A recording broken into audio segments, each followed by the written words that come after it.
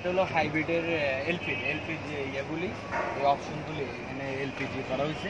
এটা হলো হাইব্রিডের ইঞ্জিন, এটা হলো হাইব্রিড। এই গাড়িটি খুবই কম তেল খরচ হয় এবং হাইব্রিডের অনুযায়ী এখন 3টা অপশনে কাজ করতেছে। এক হলো ইলেকট্রিক, এক হলো তেল, এক হলো এলপিজি। এই গাড়িটি ফার্স্ট আমরা খুব রিক্সের মাধ্যমে এলপিজি করা হয়েছে, আমরা খুবই সাকসেসফুল। এখন আপনাদেরকে আরও কিছু দেখাচ্ছি যে বাস্তবতাটা। পিছনে পিছনে দেখাচ্ছি। এটা হলো এই যে এলপিজি ট্যাঙ্কি, এটা হলো এলপিজি ট্যাঙ্কি। এই যে এলপিজি ফুল করলাম, এটা হলো 80 সিলিন্ডার। 80 সিলিন্ডারের খরচ হলো ৭৪,৮০০ টাকা। আমরা ফার্স্ট টার্নিংয়ে খরচ করা হয়েছে। এটাতে আপনাদের ৩৬০০ টাকা থেকে ৩৫০০ টাকার এলপিজি ঢুকে, ৩৫০০ টাকার এলপিজি ঢুকে। ওই এলপিজি আপনারা অনেক দিন, প্রায় আপনি ৬০০ কিলোর মতো দৌড়াতে পারবেন।